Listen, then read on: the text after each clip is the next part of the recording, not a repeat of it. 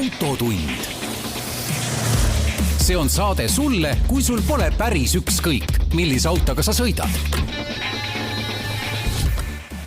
Autotunni toob teieni Inbank. Inbank on nutikas valik väiksemate igapäevaostude või suuremate tulevikku vaatavate investeeringute jaoks. Enne finantsteenuse lepingu sõlmimist tutvu tingimustega ning vajadusel pea nõu. Tere kuuled, Autotund taas eetris, stuudios Tarmo Tähepõld, Martin Mets Geenius uudiste portaalist ja täna on mitmekülgne saade, nagu alati, uudiseid ja natukene fookusteemasid. Räägime siin parist uuest autost ja mitmest arengust Eesti transpordisüsteemis. Ja väga ettevaatlikult niiviisi näpu otsaga võtame ette selle teema, et mis siin viimase nädala jooksul on väga aktiivne olnud Eesti meedias, et kas elektriautod siis kuluvad ja lähevad katki nii kiiresti või nad ei lähe üldse katki nii kiiresti. Arvad, et julgeme? Kuskil hästi sõrme otsaga. Me võime äkki jätta mulje, et me oleme elektriauto vastased. Sellest juba lähemalt varsti. Ja. Aga nädala sündmustest ma sain eile aru, mis on minu nädala sündmus. See nädala sündmus algas eile ja mind seal ei ole ja mul on täielik FOMO, ehk siis Fear of Missing Out, see on see väljend. Kuskil miskit toimub ja mind seal ei ole.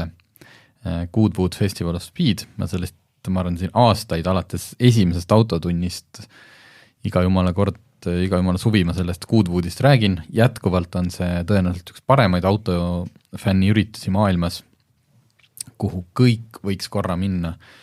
Eile see algas ja kõik mu... Aga miks sa siin oled? Miks sa oled siin Eestis minu kõrval stuudios? Ära avasta laegast, kui ma oleksin tulnud sinu juurde lennukipileti ja hotelliarvetega. Kas oleksid rõõmsalt alla kirjutanud? Sellepärast, et mina saaksin vaadata järjekordne hunnik superautosid. Ma saan aru, et see ongi iga aasta sama, et ega see selles mõttes nagu uudisväärtusena seal tõepoolest, et püstolreporter Tähepõld on nüüd seal platsil, sest et kõik need autofirmad, kui nad esitlevad seal uusi autosid, need kõik on juba pressiteadet läbi käinud, et ma nagu rooli mind seal keegi ei lase, et ma tulen nüüd tagasi sealt Bugatti Tourbilloni proovisõiduga, et ma saan aru, see ongi mu selline eralõpu ja ma üldse ei heidagi ette.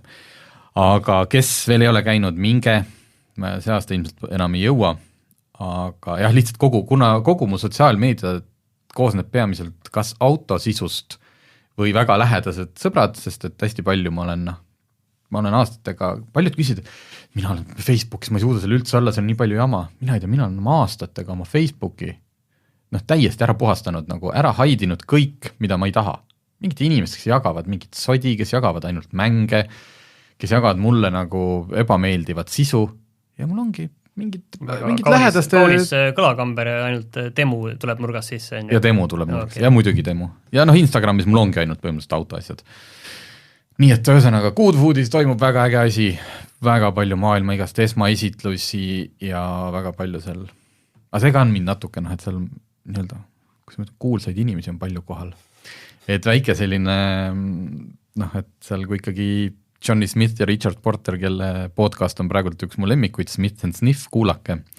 Hästi naljakas, kohati selgub saate lõpus, et nad pole autodest peaaegu rääkinudki. Et nemad on seal ja ühesõnaga.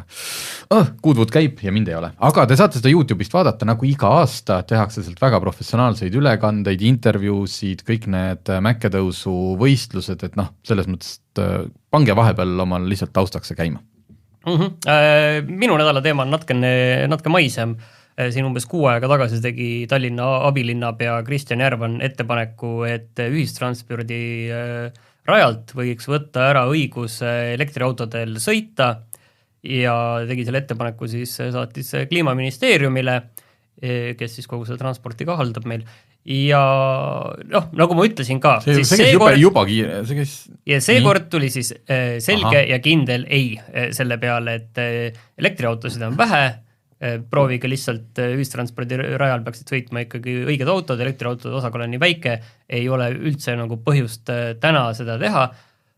Ja ilmselt on see ka õige, aga võib arvata, et mõne aasta pärast tullakse selle teema juurde tagasi, kui elektriautosid on rohkem, et see oli kindlasti selline esimene kord, kui seda prooviti, aga ma arvan, et paari aasta pärast see, üks hetk see peab ära kaduma, aga ma arvan, et siin üks 4-5 aastat läheb veel ikka. Jah, sest et just jõustus ju seadusemuudatus pisike, neid seadusemuudatusi oli palju, meil siin teeme ka väikse sellise kokkuvõtte loo autogeeniusesse, et me oleme siin saadetes igal pool nagu muudkui niimoodi pudistanud, et see muutus, proovime teha ühe ülevaate, aga üks oli see, mis oli lihtsalt seaduses määratlemata, et lubati, eks ju, elektrisõidukid ühistranspordi rajale, aga oli sätestamata see, et millist tuld nad jälgima peavad. Ja loomulikult kõik olidki, et võtke loogiliselt, et muidugi minge selle ühistranspordi tulega, mitte ärge jääge bussile ette lihtsalt sellepärast, et seda ei ole seaduses. Nüüd elektriauto seal ühistranspordi rajal, takso ka siis, ühesõnaga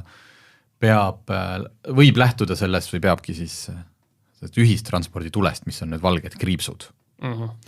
Nii, aga lähme siis korraks, on tulnud juuni automüügi tulemused ja kuna sa ütlesid, et neid on vähe ja et kuigi taaskord, et see on ikkagi seis on ilmselt majanduses ja kuna see automaks vist ka enam kedagi ei huvita, siis juunis müüdi 1812 uut sõiduautot, mis on 19, põhimõtteliselt 20% vähem kui möödunud aasta juunis. Et meie nagu automüük põhimõtteliselt kogu aeg langeb. Mingit buumi kuskil nagu näha ei ole. Et pool aasta tulemustega võrreldes eelmise aastaga on 16,2% vähem autosid müüdud. Et see on muidugi selles mõttes on hea. Mulle tundub, et on ostja turg praegult, et päris palju on sooduspakkumisi ja ei ole mitte nagu, selles mõttes on päris kümnetes tuhandetes ja mitte see, et 150 000 Mersu on nüüd 140 eest. Ma käisin just võtmas ühte proovisõiduautot, Mazda MX-5, olen väga elevil, ei jõua ära oodata, et saaks nädalavahetust sellega veetma. Aga astusin läbi, seal on nüüd ju uus Fordi esindus on ka seal Inchcape'is seal Peetris. Ja seal salongis oli paar Ford Kugat. Mõistlik linnamaastur, mõistlik suurusega, ei midagi nagu suurustlevat. Ja mul oli hinnasildi, okei. See ei ole muidugi ju kallis. Tead? Nii. Ma arvasin, et mul tuli see praegu meelde, et ma oleks võinud teha väikse, võib-olla kui see Inchcape'i hinnakirja ruttu lahti võtad. Ühesõnaga, ma nägin selle hinnasildi peal suurelt kirjas 27 000. Ja see 27 000 oli Ford Kuga eest, olgu see oli manuaalkastiga, suhteliselt, ma arvan, baasversioon, samas ma kiirelt tutvusin, mis seal kirjas oli, et on olemas näiteks adaptiivne püsikiirushoidja, mis on väga oluline asi, minu jaoks vähemalt, paljude ostjate jaoks ka. Ja selle juures oli, et selle baasmudeli hind 38 000. Ja ma nüüd püüan see ruttu, et mina ei usu, et 1,5 manuaalkastiga Kuga baasmudel on 38 000, et seal midagi on kuskil sassi läinud, tore. Ei saa muidugi välistada, et eks ma oleks arvanud jah, et ta on natuke üle 30, et mingi hetkel need hinnad läksid niivõrd üles, niivõrd hurmeliseks ja nüüd ikkagi natukene selline korrektsioon toimub. Põhimõtteliselt, kui ma vaatasin seda autot, see oli täpselt selline auto, mis nendele inimestele, kes on see, et tänapäeval on kõik ekraanid ja mul ei ole seda kõike vaja ja miks need autod nii kallid. Põhimõtteliselt 27 000 eest saad sa manuaalkastiga mõistliku Fordi, kus on peal kõik, konditsioneer ja sellised asjad on peal. Muidugi mingi ekraan seal on. Mul enda lihtsalt nagu natuke disainisõber olen, et seda plastikut ja see seest ei ole ilus. See on sama, mis ma vaatasin tegelikult ka, et mis on siis Suzuki parandanud mind SX4 äkki on, et vaatasin seda ka, mis on umbes samas suuruses auto ja ehitus ikka seest näeb nii odav välja ja seal on muidugi sees, et need mootori valik on ikkagi selline, et hardcore ökosõiduks tundus kõik olema, mis seal nagu valikus oli. Ma tahaksid kohe teise teema käima tõmmata, mida me kolleeg Margus Pipraga eile avastasime taas kord. Tegelikult see teema ei ole kunagi ära kadunud ja olles kunagi ka olnud autolehe kaasautor, noore niimoodi, ma olen teinud kunagi, siis kui koduleht oli päris selline peen asi, mida võib-olla kõigil ei olnudki või ülevaateid autofirmade kodulehtedest. Ja ma pean tunnistama, et asi ei ole eriti muutunud. Et kodulehelt leida infot, ma olen praegu siin Ford Inchcape kodulehel, võtan mudelid, nii võtan sõiduautod, avan Ford Kuga, seal ei ole sellist linki, hinnakiri, tehnoandmed, vähemalt mitte lihtsasti leitav. Ja see on jumala paljudel autofirmadel. Need kodulehed on muutunud mingiks selliseks turundus bränditutvustus värav, aga kedagi ei huvita kodulehele, keegi ei lähe vaatama seda, et kus sul on tutvun nüüd Fordiga, ma tahan Fordiga tutvuda, mitte nende hüüdlausetega, kus on suured pildid ja sellised üksikud laused ja siis muudkui scrollid ja iga lause on aina võimsam ja niimoodi, et ei, see on see sisu, mida mulle võib-olla siis peab reklaamides andma, et nagu maailma kõigem.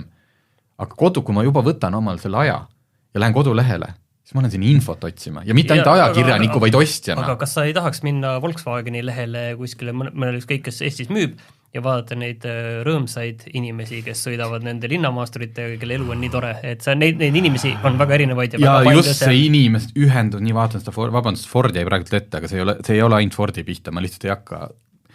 See on, kuidas Volkswagen mingi ette ilusti hinnakirjad tagasi ja Audil ma tean, nad suhteliselt ees, eile hakkasime otsima BMW-d, jälle ei leidnud, mini hinnakirju ei leidnud isegi mini inimesed meil ükskord ise ülesse, ka kuskilt oma failidest mitte.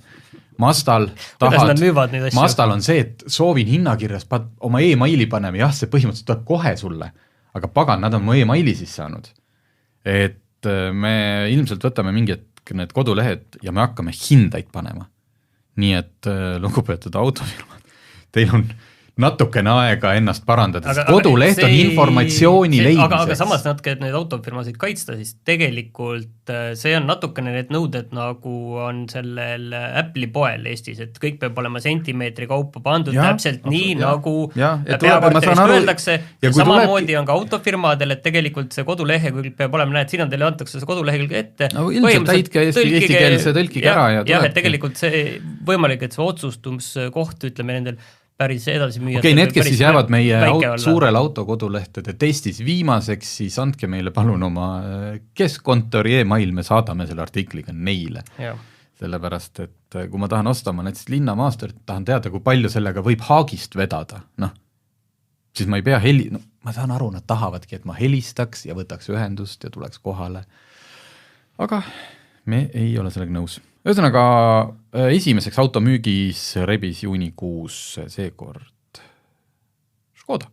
Ja elektriautosid müüdi 6,6%. Just, miks ma alustasin sellest? Okei number tegelikult. 120 elektriautot, 6,6%, kokku on see aasta müüd 649, et jah, see ei ole kindlasti veel seda mingiks peale tungiks, aga see ei ole ka kukkunud. Vaata, siin viimasel ajal me ise ka muidugi oleme seda natukene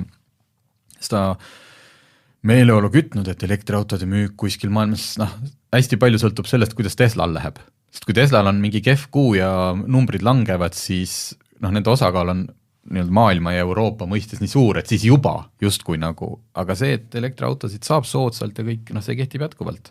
Kuule, aga võtame nüüd siia peale selle teema nüüd ikkagi ära, et kas need elektriautod siis lagunevad või mitte, et siin on väga... rääkida palju Lamborghinisid ja Ferrarisid müüdi, aga 5 Lamborghinid, 2 Ferrarit. Jah, et siin see teema kuskilt tuli vist Delfist ühest arvamusloost ja ma ei tea, mul on tunne, mis teema sa nüüd mõtled? Elektriauto vastupidavus? Jah. Nüüd siin sa saan aru, olid puhkusel või see, mis sa praegult siin, see statistik, see on ikkagi meie täiesti... Ei, seda küll, ma tahtsingi sinna jõuda tegelikult, et kui seal oli toetutud ühele Ameerika statistikale, siis tegelikult meil autogeeniuses ilmus lugu, mis toetub siis nii sellele samale uuringule minimaalselt, aga samas toetub Saksa ja Soome tehnoülevaatuste statistikale, mis näitavad tõesti, et eelkõige Tesladel ei lähe väga hästi vastupidavuse koha pealt. Teistega ei ole lood üldse nii hullud. Ja nüüd on see, et nüüd see vastupidavus tähendab et inimeste jaoks kõlab vastupidavus seda, et kas ma jäin teele. Tänapäeval enamike autodega, uute autodega, kui me räägime, ja elektriautode puhul me räägime ju võrdlemisi uutest autodest, 5-6 aastat tagasi hakkas mingi laine tulema. Et teele sa naljalt ei jää ühegi autoga enam. Või või teada, juhtub, aga räägitakse ikka see vastupidavus, et su auto oleks et elektriautode puhul on öeldud see, et seal on ju vähem kuluosi, noh, ma ei tea, seal pole õlipumpa, seal pole veepumpa, seal pole starterit, kõik kulub vähem, seda on nagu justkui soodsam pidada. Ja kui sa võtad niimoodi numbrid välja, siis tuleb välja, et vist ongi. Kuniks selgub näiteks see, et Teslal ei ole hooldevälpa. Sinna ma tahtsingi jõuda tegelikult minu jaoks, mis kõige huvitavam asi välja tuli tegelikult selle asja juures ongi see pikk hooldevälp ja tegelikult nii palju, kui ma sellest meie artiklist aru sain, siis üheks suureks probleemiks ongi see pikk hooldevälp, inimesed lähevad pahaimamatult autoga tehno ülevaatusele ja siis avastatakse, et okei, õõtsoovas on lõtk. No selle lõtkuga õõtsoovas sa võid sõita võib-olla isegi 2 aastat, nii et sa ei saa mitte midagi aru, keskmine kasutaja on ju. Ja sealt tulebki see asi, aga siis tuleb suure üllatusena, et seal on lõtk. Ja õõtsoova lõtk, palju see on nüüd nagu, kas elektriauto mass kuidagi seda mõjutab, et neid on probleeme seal rohkem, aga kas neid on rohkem kui tavalistel autodel, sellele mina vastust ei saanud tegelikult sellest artiklist. Ega ma ka ei tea, see on ju oleneb jälle nii autost, millised, mis kõik need buksid, mida kasutad, milline mudel. Teine asi on buksid, et samamoodi, mis kindlasti, kus automass on oluline, et tavaline inimene ei pane tegelikult tähele see, et kuskil buks hakkab läbi minema. Et see tegelikult ei pane ja minul tegelikult mina käisin, ise samamoodi käisin hoolduses pahaimatult ja siis öeldi, tehno ülevaatused sain läbi, aga öeldi, et kuule, tšeki need tagumised, need buksid üle, et see, et praegu on veel okei, aga ilmselt paari kuu pärast enam ei ole ja siis ma käisin vahetasin ära, kõik oli okei, on ju. Jah, et see ongi, et see, kui siin räägitakse vastupidavusest, siis tuleb silmas pidada, et see on see auto üldine tervis ja kui sa ostad näiteks 3 aastat vana Tesla, Eestis on vist see uutel autodel on iga 4, esimest korda pead 4. Kas see ei ole 3? No ühesõnaga, sa oled ostnud, minu arust on 4, 48 kuud. 48 kuud on 4 aastat. 4 aastat. Ja sa ostadki ja sa ka ei tunne neid lõtke ja sõidad veel aasta sinna peale ja siis sa lähed ülevaatusele ja sulle öeldakse, et mina ei tea, võib-olla lasevad läbi, aga öeldakse, sul on siit, kõik on siin nagu täiesti, võib-olla Saksas on siis see karmim. Et inimesed lihtsalt ei tea, see on see kasutamise, pluss siis kõik see pidurite värk, et kui ma pole pidanud kunagi pidurdest, ega sa ennem ju aru ei saa, et pidur on väga kehv, eriti kui sul on regeneratiivne pidurdus ka. Ma ei tea, kui sul klotsid on nii läbi, et sa kuuled juba seda metallikõrinat. Paljud inimesed ei saa siis ka aru, et neil on pidurid läbi. No pidurite puhul on muidugi see, et ongi, et kui elektriautode puhul kasutatakse neid vähem, siis tegelikult ütleme inimesed tunnetuslik arusaam sellest, et kui hästi nüüd auto pidurdab, et kui tal puudub see pidev võrdlusmoment, tegelikult siis ega ei pruugigi täpselt aru saada, et praegu läheb nagu 5 meetrit kauem autopaika saamiseks. Et see, ega sellest ei pruugi nii lihtsalt tegelikult aru saada. Aga kus see kõik nagu tuleb, see probleem ongi see, et kui hooldusvälp on pikk, siis tegelikult need probleemid ei tule mujal välja, vaid nad tulevadki välja tehnohoolduse või tehnoülevaatusel. Just. Et see on see, mis tekitab selle asja, et miks elektriautodel on just nende asjadega probleeme rohkem tehnoülevaatustel. Kas neil on nagu neid probleeme ka tänu suurele massile rohkem üldiselt? See küsimus on vastuseta. Jah. Et või kui sul ongi tunne, et mingit kolksu kuuled ja lähed ja siis selgub, et et mul on umbes terve veermiks tuleb ikka korralik ring peale teha, sest et siis on veel see ja see ja see ka, et kas sa siis kas sa teed seda või ei tee. Kui ülevaatusele ei pea minema, siis paljud ei tee. Ja teine teema on muidugi rehvid. Et rehvidega on ju selge, et tegemist on raskete autodega. Sageli need autod ju 0,5 tonni raskemad kui näiteks nende sisepõlemismootoriga variant. Ja mis seal välja tuuakse, mitte ainult mass, vaid ka see pöördemoment, mis tähendab seda, et nende et see on ju see, mille pärast elektriautost kiidetakse. See kohene kiirendus hästi ja see mõjub ka rehvidele. Ja ühesõnaga me rääkisime ka spetsialistidega ja selgemalt isegi tuleb välja see, et see pöördemoment, vähemalt inimesed peavad seda suuremaks probleemiks just, miks rehvid kuluvad, kuivõrd seda massi.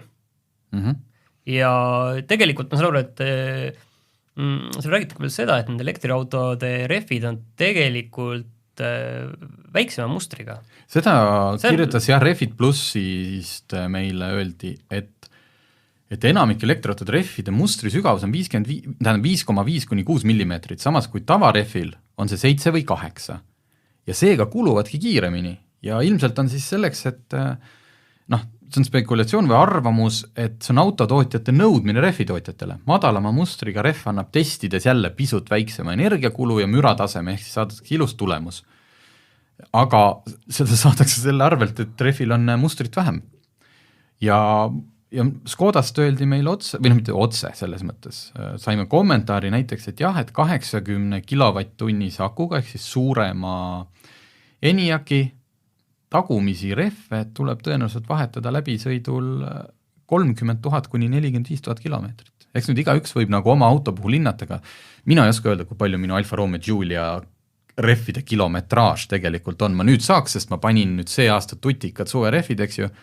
Aga siis ma peaksin panema suve lõpus, kui ma ära vahetan, kirja mitu kilomeetrit ma sõitsin, et õudselt raske, aga kui kellelgi on selline info, siis nüüd saate võrrelda 30 kuni 45 000 kilomeetrit.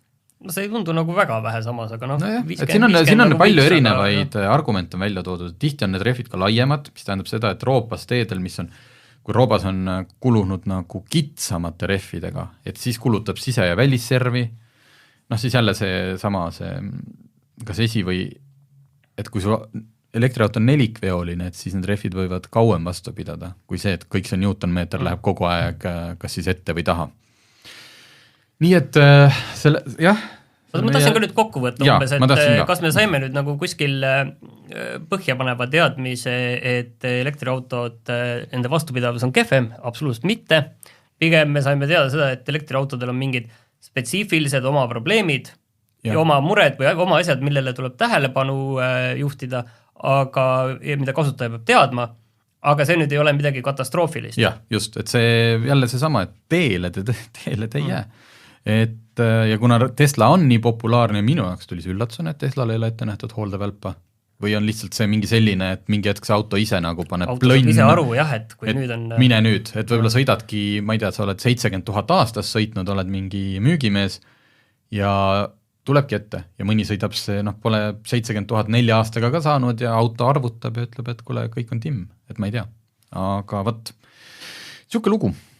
Nii, mis meil siin veel? Automüügist rääkisime. Üks huvitav uudis, mida me nüüd uurime lähemalt, aga meil on ühe lugeja, kuulaja viitas meile. Tegeleb tsiklitega ja päris palju on tulnud müüvad varuosi ja sellel kevadel on tekkinud olukord, kus omanikud tulevad kauplusesse, nad tahavad osta mingit juppe või helistavad ja nende registri, et see aasta registreeritud kaherattalistel ei ole enam mudeli nime, vaid ongi, ma ei tea, Honda, Suzuki, kõik ja VIN-kood. Ja siis inimene hakkab uurima, sest et nemad oma süsteemidest ikkagi pigem panevad sisse, et ma ei tea, sul on Kawasaki, Vulcan, 2001, selline ja juba leiad varuosa. Et kõik need süsteemid ei tööta VIN-koodi põhiselt. Ja hakkas Transpordiametilt uurima, et miks on liiklusesse tulnud, neid on palju, mootorrattad, millel ei ole mudeli nime enam passis. Ja inimene ka ise alati ei tea või nagu. Ja Transpordiamet vastaski, tõsi, oota, kas ma loen nüüd selle, kus ma leian selle, et kui varasemalt määras Transpordiamet registri andmetesse ka mudeli nime, kui seda ei olnud Euroopa kogu sõiduki tüübi kinnituses määratud, et nad siis otsisid selle vist ise või kuskilt võtsid sealt, aga antud tegevus lõpetati ära seoses elektroonilise tüübi vastavustunnistuse tulekuga ning eesmärgiga kajastada korrektseid registriandmeid. Ehk siis, jah, et registriandmeid ei määrata turundamises kasutatavate andmete järgi. Aga kas hakkab nagu autodega ka nii olema või? Ma seda päringut ei ole veel teinud, et kas autodel tuleb sellest tüübi vastavustunnistuse andmebaasist mudeli nimi välja või tule. Ja Transpordiamet ütles, et varuosade sobivust tuleks kontrollida eelkõige sõiduki VIN-koodi põhjal. Et ma nüüd ei tea, ma pean varuosadade müüjatelt küsima, et kas see on võimalik, et kas nad peavad kuidagi oma süsteemid ümber häälestama, aga mul endal tekkis küsimus hoopis selle koha pealt, et see mudeli nimi ei ole ainult turundusmaterjal ju. See on see, et kui küsisin ka politseilt, ma kohe ütlen, mis politsei vastas, kujuta ette, et nii, ma ei tea, kas otsitakse kahtlusalust või liiklusõnnetuses osalist või pealtnägijat või kellelgi on midagi ära varastatud. Nii, kui sa ütled politseile, et mul varastati ära must Honda, tsikkel. Nii, politsei sõidab siis mööda või keegi ütles, et see oli must Honda, numbrimärk on olemas, ma ei tea, 52, politsei lööb sisse, nii, must Honda. Ja see hakkab mööda linna otsima musta Honda tsiklit või? Versus see, et ta saab kas või nii palju, et ma ei tea, Honda Hornet või Kawasaki Vulcan, et noh, ta saab juba siis aru nagu, millise tsikli, paljud, ma usun, politseinikud on nii nutikad küll, et kas ta otsib siis cruiserit, kas ta otsib baiki, kas ta otsib, eks ju, chopperit, et see on päris veider, et noh, tegelikult see on paljudel vajalik. On ikka jah, raske on aru saada, et vahepeal jääb tõesti mulje, et mingid asjad tehakse lihtsalt sellepärast, et teha. Ja politsei ütles, küsisin siis politseilt kommentaari, natuke selgitasin ka, et see on alles nüüd tulnud ja mille peale politseist tuli. Politseitööd see lihtsamaks see ilmselt ei tee. Kahjuks on tegemist järjekordse näitega, kus üks valdkond on kehtestanud uue nõude, kuid pole mõelnud sellele, kuidas muudatus mõjutab kaasuvaid valdkondi. Ma arvan, et see on teadmine, millega võib selle teema nii, et kui te olete selline inimene nagu mina, kes aeg-ajalt tahab teada, mis mudel või mis on, trükib ruttu telefonis selle numbrimärgi sisse, siis nüüd motikate puhul te saate vähemalt edaspidi teada, et tegemist on Hondaga või Kawasakiga. Võt, uutest, üks autouudis, mis kes niimoodi igapäevaselt jälgib automaailma, siis otseselt nagu ei tulnud pommuudisena, aga küll olime me selle fakti kõik juba unustanud. Et Ford esitles oma uut elektrilinnamaasturit, mis küll nende enda sõnul on rohkem nagu sedaan, mis on maast kõrgele tõstetud. Kui te seda autot vaatate külje pealt ja kui te teate, milline on välja Polestar 2, siis võt täpselt selline Fordi uus linnamaastur välja näebki, täpselt nagu Polestar 2, aga olulisem on see, et selle linnamaasturi nimi on Capri või Capri, Ford Capri. Ilus nimi, see on saar Vahemeres vist või? Itaalia juures. Väga ilus, väga selline luuleline, Fordil on üldse ilusad nimed, Mustang ja Explorer ja Fiesta, pidu. Ainuke probleem on selles, et see Capri oli viimati Fordil kasutusel 70-ndatel, 80-ndatel Euroopas toodetud või Euroopas müüdud siuke sportliku kupee nimetusena. Ford Capri, Briti selle ajastu filmides oli tagaajamisel kasutati Ford ja ta on saanud päris legendaarseks. Ford unistas, et sellest oleks võinud saada Euroopa Mustang. Kas see on nüüd nagu mingi pühaduse teotus? Ei ole, see pühaduse teotus tehti ju tegelikult ära juba siis, kui Fordi eelmine elektriauto nimetati Mustang Mach-X. Ehk kasutati nii sõna Mustang kui ka sõna Mach, mis oli ka Mustangi kiire versiooni nimetus, et keegi ilmselt ei viitsi Fordi peale väga palju enam vihastada. Lihtsalt tekib küsimus, et see on tõesti mõtet, on sellise nime kasutamine. Sest need, kes Ford Capri teavad, need on vihased, need nagu on solvunud või jälle pühaduse teotamine.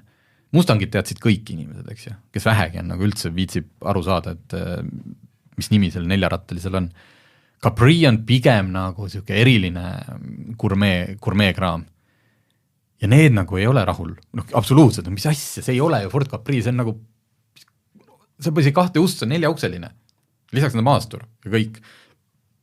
Ja need, kes ei tea kunagisest Ford Caprist mitte midagi, nende jaoks täiesti suva, et sellel on mingi legendaarne, et siis Fordil on ju nii palju uusi nimesid võiks välja mõelda. Et sõidetakse nagu mingi retro ja nostalgia peal, meil Sulev Lado kirjutas selle kohta arvamuslooga. Jah, aga see natuke ongi see, et sa saadki selle retro ja nostalgia peal sõita. Ma saan aru, kui nimed oleks otsas. Ja sa saad sellele, sa saad meedia tähelepanu, see on ainuke, ja mida praegu me räägime sellest, kas see tuleb Eestisse ka? Ilmselt tuleb jah, see on jällegi, see on Goodwoodis näidatakse seda täna, või praegult esimene avalik esitlus on Goodwoodis. Ja muidugi saab ja ma arvan, et Ford lugeski oma mingi meedia monitooringu sellega kokku, et kui mitu artiklit ilmus teemal Mustang Mach-E umbes 3-4 aastat tagasi. Kas pead kergelt ärritama, aga vaat see ongi selline kerge ärritus. Ja ega see tegelikult ei muuda, jah, eks ju. Juba 5 minutit juba räägime sellest. Jah. aga auto ise esialgu ei tea sellest suurt midagi, et on nagu no näed, me ei tea sellest suurt midagi, olen 5 minutit juba rääkinud. Aga jaa, aga näed, olgu. Ma saan aru, sind üldse kuidagi ei mind see, ma saan aru, miks see inimesi võib ärritada, on ju, aga teistpidi ma mõistan väga hästi, miks Ford seda teeb praegu täpselt. Või jätkame inimeste ärritamise teel või? Sõna otseses mõttes. Kui hiljuti otsustati seal Tallinna-Rapla maanteelt see metallist keskpiire ära võtta, siis nüüd jõuti sinna kenasti üles panna need kummipostid, mis endiselt seal möödasõitu segavad. Parim asi on muidugi see, et kui jaburalt kallis see kogu asi on. See on ka, ma isegi mõtlen, ma ise ei ole seda artiklit teinud, vabandust, ega näinud, aga lugenud ei ole, aga see on päriselt, kas me päriselt kulutasime selle kummipostide reale, ma ei tea, kui 1,2? Jah, 860 000 eurot. 860 000, jah, ma ei tea, kui pikk see... Huvitav, mis see meetri peale siis kulub selle, eks kindlasti uued kenad jooned on pandud peale ja 1,2 kilomeetrit peaks olema siis selle lõigu pikkus ja 860 000. Et see võtab ikkagi, selle kõrval on see Otepää Rõngu sissesõidu veidrad ohutussaared vist oli 3600. Et see on isegi peaaegu, et nagu tasuta tehtud eksperiment. No jah, aga ütleme niiviisi, et ikkagi nende asjade vajalikkus seal on niivõrd küsitav, et ma ei tea. See on lihtsalt selline asi, mida tundub, et seda energiat võiks nagu suunata kuskile mujale. Ma vaatan, mis ma... Ma eeldan, et selle 860 sees, kui ma vaatan eelmist, kui tuli see uudis, et võetakse maha. No see on see eemaldamine ka sees. Just, et see on objekti maksumus on üle 700 000, millal lisandub käibemaks ja see ongi siis koos eemaldusega ja aga et metallpiirde paigaldamise maksumus alla 500 000. Ehk et kas siin on inflatsiooniga siis tegu, et metallist piire alla 500 000 ja nüüd on sükene kuulajad ees, aga ma olen kuulnud, et seda nimetatakse mingites ringkondades dildooriumiks. Sain praegu 716 eurot meetri kohta siis kummiposte. See nüüd, kas seda vaja, see on nagu, selles on tegelikult päris palju, hästi palju vastuolulisust, et osade jaoks on see sirge lõik seal nagu möödumiseks ohutu, sest siin on Ainkendra öelnud, et sealt pärast seda tuleb hoopis lühem ja sirgem lõik, ka sirge, aga palju lühem lõik, kus on lubatud möödasõit. Et kas see siis ei ole ohtlik versus see, et pikal sirgel minnakse mööda, aga see on nüüd, ma siin ei hakka selles mõttes oma hinnangut andma, sest... Selles mõttes ma olen nõus, et need sellised linnast välja suunduvad väiksemad teed, et need on... Tegelikult see Keila ots on täiesti, ma saan aru, ma mõnikord tahaks mööda sõita, aga siis ma jälle, Tarmo, sa oled juba 43, sa võid sõita aeglasemalt küll ja see kohe varsti lõpp, et mul endal tuleb meelde lihtsalt, et mis samasugune on, kus tegelikult natukene hulluks läheb kätte ja asi ära on seal Tartust Elva peale. Seal ikkagi ütleme niiviisi, et inimestel on natuke liiga kiire seal, kui nad seal sõidavad, et ma saan aru, miks mõnedes kohtades panna, seal ei ole midagi pandud minu mälu järgi vähemalt viimati, kui ma sõitsin. Ja ma saan aru, miks seal Raplas ka on, Rapla tee peal, aga jah, ma ei tea, lihtsalt kogu see asi, see jant on niivõrd absurdne ja nüüd on see küsimus, et kas need samad need kummipostid, et miks nad ära võid, sellepärast, et see õnnetuste arv seal ju kasvas selle metallpiirde sealoleku aja jooksul, et saame nüüd näha, et eks kõik hoolega vaatame, et mis nüüd edaspidi seal juhtub. Seal oli jah, kuidagi inimestele vist see aju ei hallanud ära, et see teelõik muutus nii kitsaks, et sul justkui nagu ühel pool on kraav, teisel pool on see ja siis ei mahutud sinna ära enam. Ma ei tea nuppe veel, et kes on ostnud omale kuskilt Ferrari kraami mütsi ja nokatseid, siis olete kindlad, et kas see on üldse õige kraam. Ferrari siin jagas ilmselt ennetavat infot, et nad on siin hävitanud kõvasti Ferrari bränditud kraami. Näiteks 91 000 võlts päikseprilli, 61 000 käekella. Kes kannab Ferrari käekella? Kui nagu... Kus kohast huvitav Ferrari ise neid kätte saab, et nad hävitavad tavaliselt ja hävitavad mõtlen, kuskil mingi maksu- ja tolliamet Eestis või mingi kunagi 5700, võib-olla hävitaski tegelikult mingi ametkond, aga Ferrari nõudel, et nemad vihjasid, et 57 000 rahakotti, 30 000 järele tehtud lõhnaõli. Taks originaal Ferrari lõhnaõli, et kas see on nagu, kas seal on ka kerget nagu petroolium. Peab olema. üle 100 000 riideeseme, aga ühtlasi ka kolm Ferrari koopiat järeltehtud. Ilmselt on tegu siis replikatega, et ma kahtlustan, et need ei ole ikkagi päris sellist, et keegi on nagu müüb kellelegi Ferrari 360 päris Ferrari 360, aga Ferrari on hästi tuntud, et ta ei luba oma autodest replikaid teha. Ja ta on isegi autoomanikele lennanud peale sellega, kui neid liigselt oma auto koledaks teevad, ma ei tea, kuidas see küll võimalik on, siis Teede Maus või kes oli mingi DJ, temale, sellest on üks lugu, kus tema mingi kirjuks värvitas Ferrari'le üldse ei meeldinud. Kus on tema oma juba nagu. See on huvitav jah, nagu... Aga ilmselt see on jälle siuke nende ennetav see, et võib-olla nad ei eeldagi, et nad alati need asju võidavad, aga lihtsalt, et anda nagu inimestele see, et come on. Esiteks meile ei meeldi ja teiseks, kui te seda teete, siis te võite vähemalt järgmisest Ferrarist suu puhtaks pühkida. Väga roheline kõik see tegevus muidugi ei ole selles mõttes, et jumal küll, kõik hävitatakse asjad ära. Mina mõtlen, et kui mina tahaks praegult, et kus nad üldse teavad, kellel on litsents, kus see müts on tulnud, et kui ma tahaks hakata pealt tootma Eesti linasid rõivaid, nii, ma tahaks sinna peale panna Ferrari logo, ma tahan ausalt kõike teha. Kirjutangi nende tehasesse ja saan juhul, kui nad leiavad, et see on tõesti kihvt mõte, okei, see linane rõivas oli loll mõte, aga midagi muud. See on tõesti kihvt mõte, et siis ostan litsentsi ja siis mina võin teha neid väga keeruline, aga jah, 3 autot, kes... Ma arvan, et see nii lihtne nüüd ei ole, aga kes seda lugu ei tea, siis ma meenutan, et Miami Vice'i seriaal, kus kõik teavad seda valget Ferrari Testarossat, aga paljud võib-olla ei tea, et selle sarja 2 esimeses hooajas oli hoopis Ferrari Daytona Sonny Crocketil ja tegemist oli replikaga. Ja Ferrarile see ei meeldinud absoluutselt. Ja nad jõudsid, aga kuna nad nägid, et see sari on väga populaarseks sai, väga kiiresti, siis nad tegid ettepaneku tegijatele, et näete, me anname teile Ferrari Testarossa valge, aga see Ferrari Daytona, mida te kasutasite, peab 3. hooaja alguses ekraanil õhku lastama. Ma nüüd ei mäleta seda fakti, et kas päriselt, siis ma arvan, et nad tahtsidki, et see päris auto lastakski õhku, aga et see pidi olema ka visuaalselt nähtav, et seda autot enam ei eksisteeri. Et võt täpselt nii palju nad ei salli seda.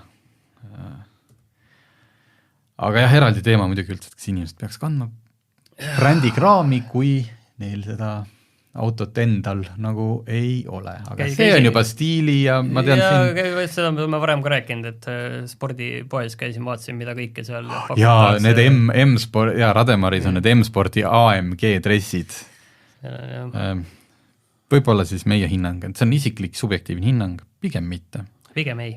Nii, aga saade vaikselt hakkab lõppema, tahaks lihtsalt, kes seda kuulab veel täna, et suvi, need mõlemad nädalavahetused, mis meil on, soojad, ilusad, okei, natuke rohkem, aga ma lihtsalt ise, eks meil tuleb neid pressiteateid sisse, me oleme ise mitme ürituse autolehega nii-öelda toetajana seal või meediapartnerina, et lihtsalt käige autoüritustel. See nädalavahetus siis loomulikult Haapsalus American Beauty Car Show, legendaarne põhimõtteliselt kõige suurem Ameerika autotöö, igalt poolt tuleb kohale. Ma olen juba näinud pilte autodest ja nende infot, mis tuleb, seal on mingi hirmus vanaaegne maanteelaev, millel on Viperi mootor või siis vana Mustang, mille sees on Tesla mootor, aga mitte lihtsalt, vaid see on ka väga põhjalikult ümber ehitatud. Vana Jeep Willis, mis on lastud põhimõtteliselt maa ligi hästi suurte, samas rattad on peaaegu et katusest kõrgemad, ühesõnaga täielik, see on see, mul meenub see, kui ma käisin aprillis ju seal Del Maris San Diego lähedal hot roadide kokkutulekul ja see on meie oma Eesti väike versioon ja kontserdid, kõik asjad, aga mis on nagu ilmselt oluline ära mainida, et korraldajate sõnul on see sellises formaadis, suures formaadis viimane kord. Et kui te ei ole veel jõudnud või käisite kunagi ammu ja teil on hea mälestus American Beauty Car Show'st, siis see nädalavahetus minge kohale, sest et korraldajad ütlesid, et võib-olla nad mingi kogunemise või midagi järgmine aasta mingis väikses formaadis teevad. Siukest suurt festivali nemad rohkem ei tee. Ja Raassillal, kus on Viljandimaal, toimub Radical, mis ma saan aru põhimõtteliselt tuuningautode, Eesti tuuningautode ja kindlasti tuleb ka välismaalt kokkusaamine. Tean, et seal driftitakse, otsige, et ma ei mäleta seda kodulehkülge, Radical Car Meet Raassilla või Viljandi, pange sisse, küll see Google annab välja. ja kindlasti neid üritusi veel, et külastage suvel auto asju, sest et talvel istume me kõik toas ja saame seda vaadata telekast. Ja kui sa ei viitsi õue minna, pane see Goodwoodi stream käima, sealt saab kätte kõik, mis sul eluks vaja on. Aga aitäh, et kuulasite! Autotunni toob teieni Inbank. Inbank on nutikas valik väiksemate igapäevaostude või suuremate tulevikku vaatavate investeeringute jaoks. Enne finantsteenuse lepingu sõlmimist tutvu tingimustega ning vajadusel pea nõu.